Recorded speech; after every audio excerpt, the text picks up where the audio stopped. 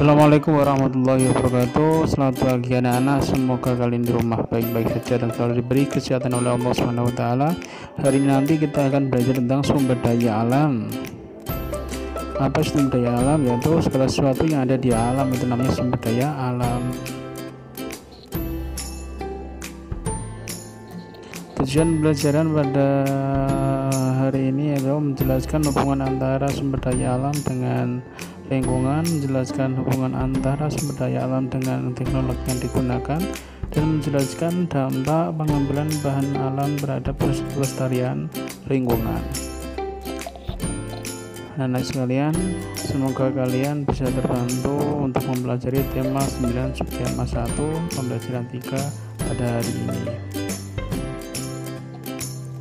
Sekarang kita masuk ke sumber daya alam. Sumber daya alam itu apa? Semua benda yang berasal dari alam dan bermanfaat bagi kehidupan manusia. Sumber daya alam itu sendiri dibagi menjadi dua ya, sumber daya alam yang dapat diperbarui dan yang tidak dapat diperbarui. Dan juga saya tahu SDA yang dapat diperbarui itu apa? Yaitu sumber daya alam yang secara terus-menerus tersedia di alam dan dapat dipulihkan kembali. Jika SDA tidak dapat diperbarui akan habis jika kita gunakan secara terus-menerus.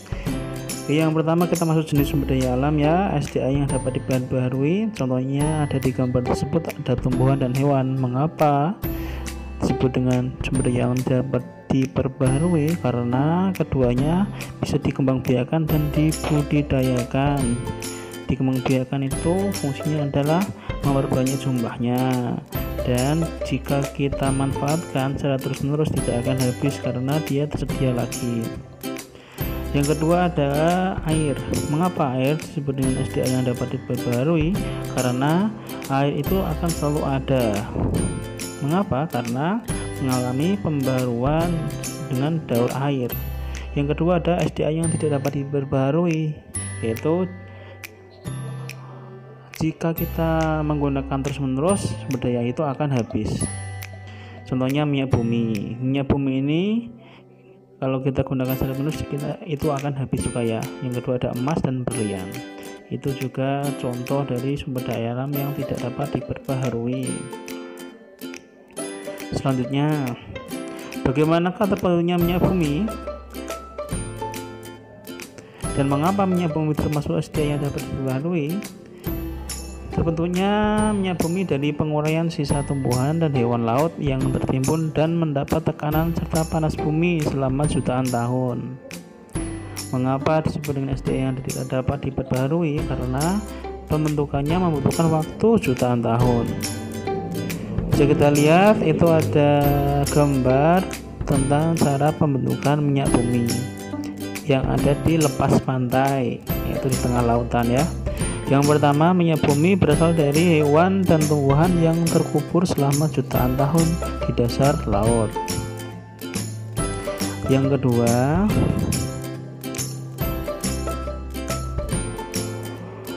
terbentuknya lapisan batuan sedimen bakteri mengubah sisa makhluk hidup tersebut menjadi minyak bumi dan gas alam.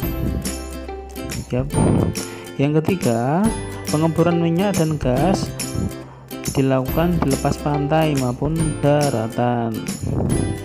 Yang B, memanfaatkan sumber daya alam. Itu ada hewan ya, hewan digunakan, manusia itu ayam diambil telurnya pasti ya. Ada dagingnya, telur dan juga bulunya.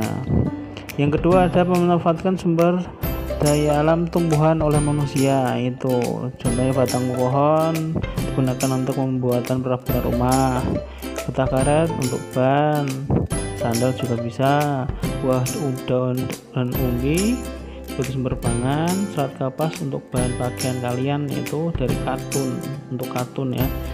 Kunyit, jahe, lengkuas, ketumbar, lada dan pala digunakan untuk bahan obat-obatan dan bumbu masakan.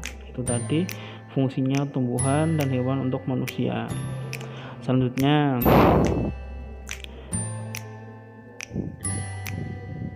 hewan laut sebagai sumber pangan dan terumbu karang sebagai objek wisata, yaitu pemanfaatan sumber daya alam yang dapat diperbarui untuk manusia juga ya. Ya itu, gelombang laut dimanfaatkan untuk membangkit listrik. Kalau kemarin kita sudah tahu membangkit listrik dengan air, aliran air, yaitu di bendungan.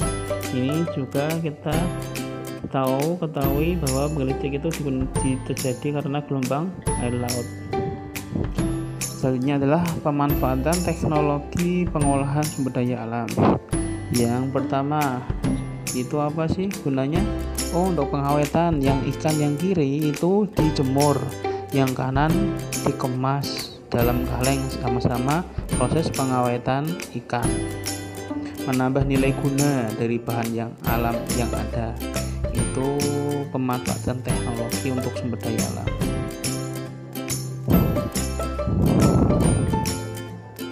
Yang kedua ada susu. Yang sebelah kiri sederhana, susu sapi segar dipanaskan dengan kompor. Yang B yang kanan itu modern, susu sapi segar dipanaskan dengan teknik pasteurisasi. Yang ketiga ada kertas. Kertas ini terbuat dari serat tumbuhan yang berasal dari batang kayu, biasanya kayu albasia atau kayu sengon yang bisa digunakan ini kertas. Kertas hanya dapat diolah di industri kertas. Tahukah kamu bagaimana proses pembuatan kertas? Nanti kita jelaskan di sini nanti ya.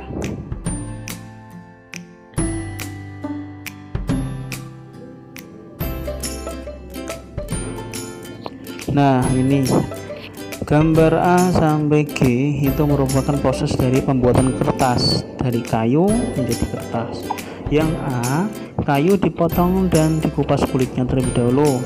Kemudian potongan kayu dicampur bahan kimia menjadi pulp. Pulp diberikan pemutih. Kemudian pulp masuk ke dalam mesin pembuat kertas. Kemudian pulp dipres. Kemudian kertas digilas.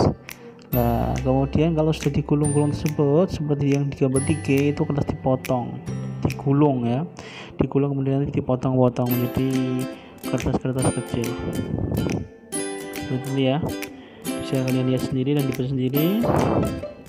Jadi gambar A, B, C, D, E, F, G. Paham ya anak-anak ya?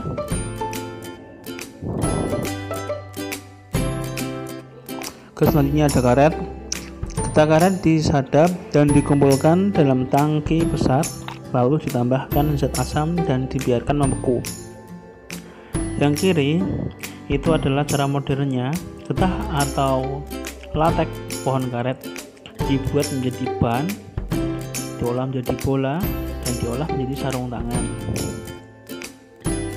Itulah fungsinya dari sumber daya alam karet. Oke, selanjutnya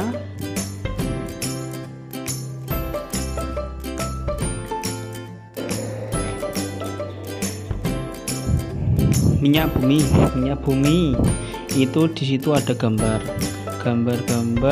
pengolahan minyak bumi yang dimanfaatkan sebagai bahan bakar dan bahan kimia untuk beberapa alat. Minyak mentah diolah menjadi berbagai bentuk bahan bakar dan bahan kimia melalui proses refining, yaitu pemisahan. Prosesnya seperti itu ya nak. Hasil dari proses pengolahan minyak mentah yaitu bahan LPG, bahan kimia, bahan bakar kendaraan, bahan bakar pesawat, bahan bakar solar, oli, lilin, dan semir. Kemudian bahan bakar kapal dan industri, yang terakhir adalah aspal. Itulah hasil dari pengolahan minyak mentah menjadi minyak bahan bakar dan bahan kimia yang kita manfaatkan dalam kehidupan kita, seperti bensin premium bensin, pertamax, pertalite, solar. Itu adalah contoh bahan bakar kendaraan. Kalau aftur itu digunakan untuk bahan bakar pesawat ya. Kalau aspal digunakan untuk menghaluskan jalan-jalan kita.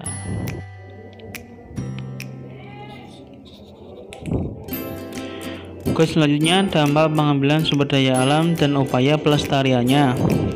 Hutan gundul itu ya, karena pohon-pohon kayu-kayunya sudah ditebangi untuk dimanfaatkan untuk manusia. Akibatnya berkurangnya daerah resapan air tanah di sekitar ikut terbawa air hujan, lalu timbul longsor. Upaya penanggulangannya bagaimana harusnya? Ya reboisasi, terus terasering, sistem tebang pilih, penegakan hukum, dan pengawasan oleh polisi hutan. Oke, yang kedua adalah punahnya jenis hewan dan tumbuhan. Karena kita manfaatkan terus ya, manusia manfaatkan terus. Akibatnya adanya perburuan liar menimbulkan punahnya hewan atau tumbuhan. Hiu diburu untuk dimanfaatkan siripnya.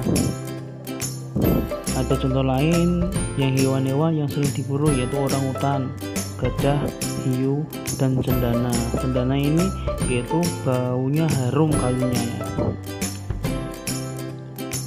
Kalau gajahnya diambil gadingnya. Itu tadi pembahasan tentang SDA. Semoga membantu kalian dalam mempelajari materi tema 9 subtema 1 PP3. Wassalamualaikum warahmatullahi wabarakatuh.